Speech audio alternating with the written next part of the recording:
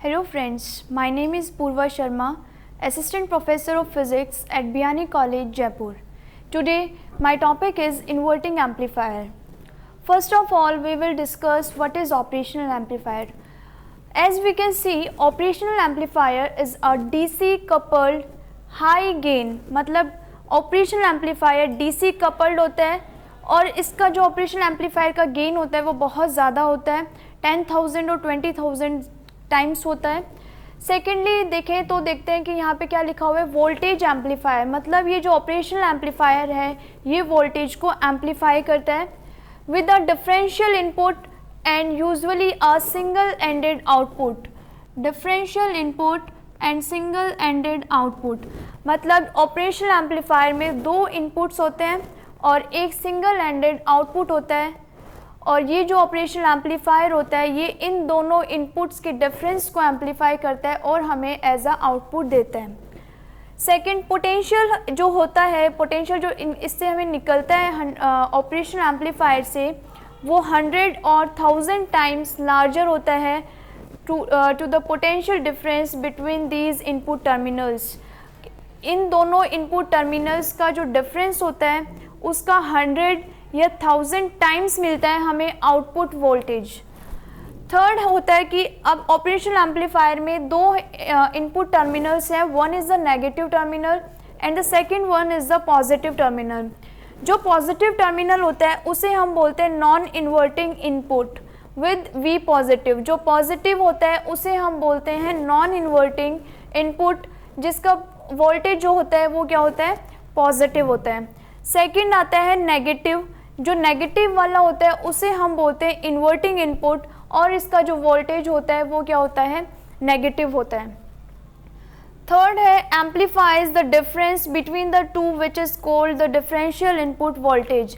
जो operational amplifier होता है वो इन दोनों इनपुट वोल्टेजेस के डिफरेंस को एम्पलीफाई करता है, इसीलिए इसे क्या बोलते हैं, डिफरेंशियल इनपुट वोल्टेज बोलते हैं.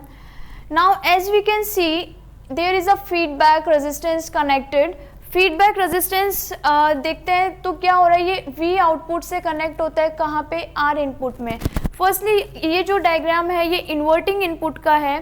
इन्वर्टिंग एम्पलीफायर का मतलब कि हम जो इनपुट है वो कहाँ से दे रहे हैं, नेगेटिव वाले टर्मिनल पे हम इनपुट दे रहे हैं और पॉजिटिव वाला क्या है, ग्राउंडेड है, क्योंकि इन्वर्टिंग एम्पलीफायर में हम इनपुट कहाँ से देते हैं, नेगेटिव टर्मिनल से देते हैं. और यहाँ पे भी जो हमने इनपुट दे रखा है R इनपुट वो नेगेटिव टर्मिनल पे दिया हुआ है और पॉजिटिव वाला ग्राउंडेड है, इसलिए ये क्या है, एक इन्वर्टिंग एम्पलीफायर है.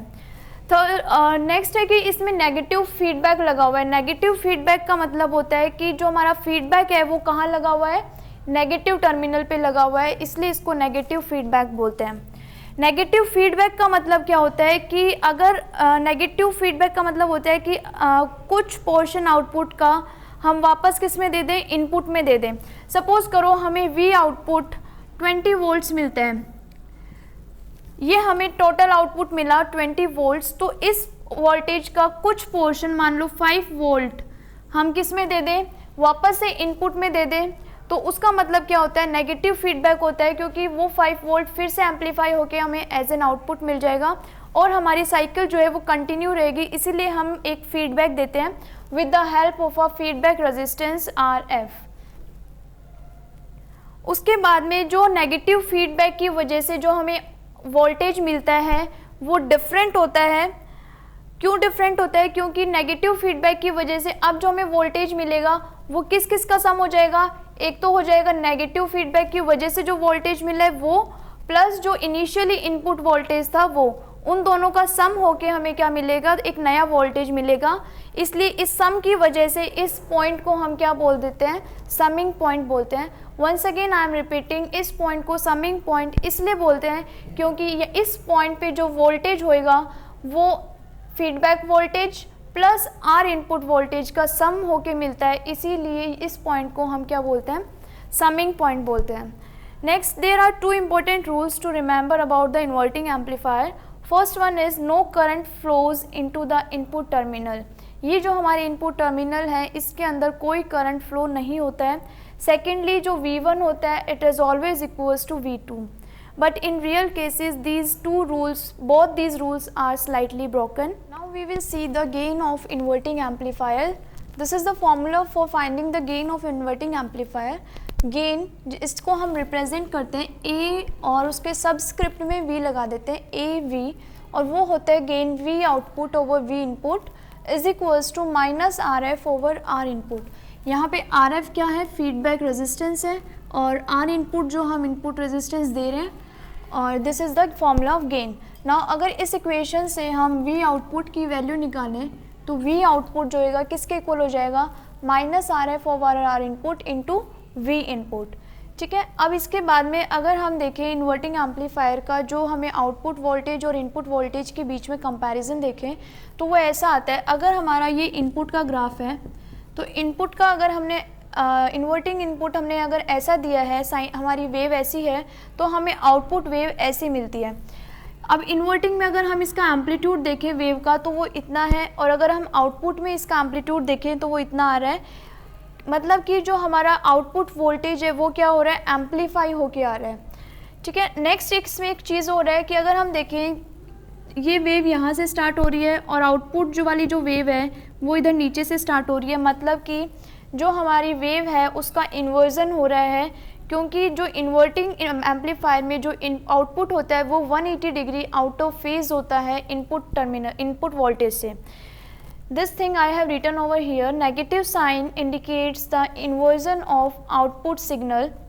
ये जो नेगेटिव साइन आ रहा है ये क्या बताता है, ये बताता है इस आउटपुट सिग्नल का इन्वर्जन बताता है कि ये बिल्कुल इन्वर्ट हो जाती है आउटपुट सिग्नल में with respect to the input signal as it is 180 degree out of phase. ये वाला जो आउटपुट वोल्टेज होता है ये इनपुट वोल्टेज के रिस्पेक्ट में 180 डिग्री आउट ऑफ फेज होता है, और ये जो फीडबैक में नेगेटिव वैल्यू है इसकी वजह से जो हमारा आउटपुट सिग्नल है वो इन्वर्ट हो जाता है, क्योंकि इन्वर्टिंग एम्पलीफायर में जो हम फीडबैक देते हैं वो किस पे देते हैं, नेगेटिव टर्मिनल पे देते हैं, तो फीडबैक की वैल्यू भी क्या हो जाएगी, नेगेटिव हो जाएगी, और इस फीडबैक की नेगेटिव वैल्यू की वजह से हमारा जो आउटपुट वोल्टेज है in the case of inverting amplifier वो इन्वर्ट हो जाता है, that is it gets 180 degree out of phase. Thank you.